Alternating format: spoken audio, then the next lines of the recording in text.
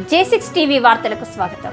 ఇక మరిన్ని వివరాల్లోకి వెళ్తే గ్రామ సర్పంచ్గా అధికారంలో ఉన్నప్పుడు జరిగిన అవినీతిపై జిల్లా ఉన్నతాధికారులు సమగ్ర విచారణ చేపట్టాలని డిమాండ్ చేస్తూ నిజామాబాద్ జిల్లా ఆర్మూర్ మండలం సుర్బిర్యాల్ గ్రామస్తులు పెద్ద ఎత్తున పోలీస్ స్టేషన్కు తరలివచ్చారు.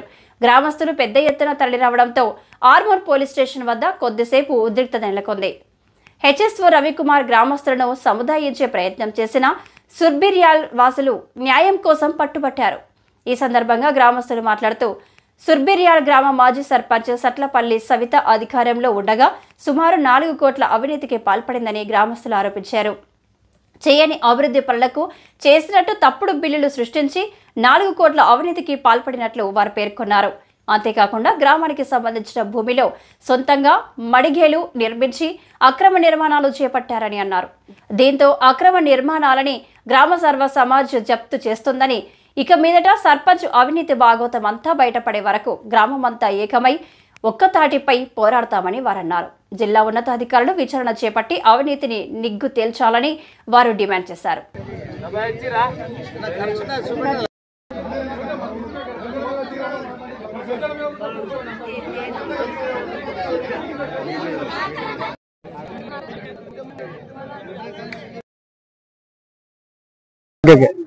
ఈ రోజు మేము పోలీస్ స్టేషన్ ముట్టడికి వచ్చినామన్నా.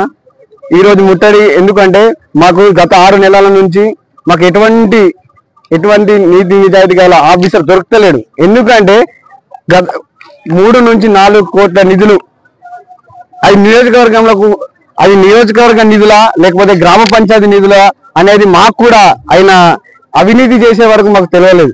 ఎందుకంటే వేసిన సీసీ రోడ్లు వేయకున్నా కానీ వేసినట్లు మన ఫండ్స్ లేపడం, అదే విధంగా మన టెలిఫోన్ మన వీధి స్తంభాలకు ఒక 10 రూపాయల బల్బుకు 2 లక్షల రూపాయలు నిధులు లేవట్టడం అంటే మీరు కూడా ఒకసారి అర్థం చేసుకోవాలి.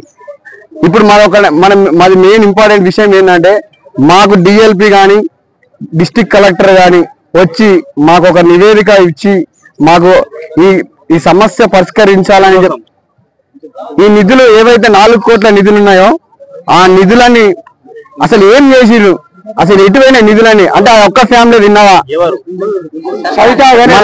మాజీ సర్పంచ్ సవిత గణేష్ గారు ఎవరైతే ఉన్నారో వారిని వెంటనే విచారణ చేసి ఈ నిధులు ఎటువైనాయో మా సుర్బిర్యాల్ గ్రామ ప్రజలకు సుర్బిర్యాల్ సర్వ సంఘానికి ఒక నివేదిక ఇవ్వాలని చెప్పి డిఎల్పి చూస్తూనే ఉండండి. వార్త ఆగదు, నిజం తాగదు. మీ J6 టీవీ న్యూస్.